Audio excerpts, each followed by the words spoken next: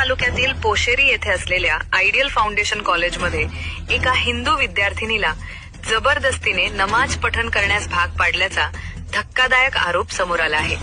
या प्रकरणी वाडा पोलीस ठाण्यात गुन्हा दाखल करण्यात आला असून घटनेमुळे परिसरात तणावाचे वातावरण निर्माण झाले आहे।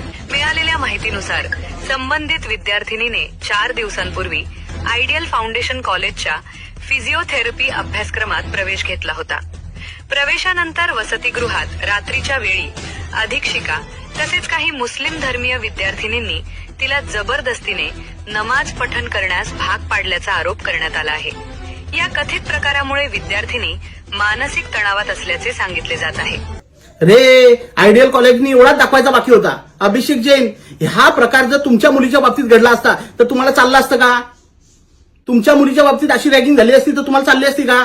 पैशासाठी तुम्ही अजून किती खालच्या पातळीवर जाणार आहेत?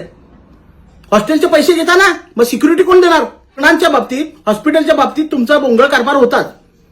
आता विद्यार्थ्यांच्या आणि शिक्षणाच्या बाबतीत पण तुमचा भोंगळ कारभार समोर आलाय। गुन्हे दाखल झालेत। तुमच्या कॉलेज प्रशासनातली अधीक्षिका आणि काही विद्यार्थिनी मिळून एका हिंदू मुलीला बळजबरी नमाज पठण करायला सांगायला लागले। एवढ्या खालच्या पातळीवर गेले तुम्ही? थांबणार का नाही कुठं? रुग्णांची लूट करता ती करता, रुग्णांच्या कंप्लेंट येतात ते येतातच। आता विद्यार्थ्यांचा पण चालू केला का? विद्यार्थ्यांनी तुमच्या कॉलेजला ऍडमिशन घेण्यासाठी तुम्ही त्यांच्याशी खूप गोड बोलता, त्यांच्या पालकांशी गोड बोलता। एकदा ऍडमिशन प्रोसेस पूर्ण झाली, ऍडमिशन झालं की तुम्ही विद्यार्थ्यांना आणि पालकांना फाट्यावर मारता। कळलं? ही लूट थांबवा। आपण पण एका मुलीचे वडील आहात याची फक्त जाणीव असू दे। कॉलेज प्रशासनाची जबाबदारी आहे आपल्या कॉलेजमध्ये काय घडतंय हे बघण्याची। तुमच्या कॉलेजचं आम्हाला कौतुक करू दे। तुमच्याकडे जेवढे फॅकल्टी आहेत ना तेवढे तुमच्याकडे शिक्षक पण नाही। जेवणाची वेगळी बोंब आहे। तरीही या सगळ्यांकडे दुर्लक्ष करत मुलं तिचे शिकतायत। कॉलेजचं नाव मोठं झालं पाहिजे, बदनामीने नाही। आम्हाला तुमचा कौतुक करायची संधी तर द्या।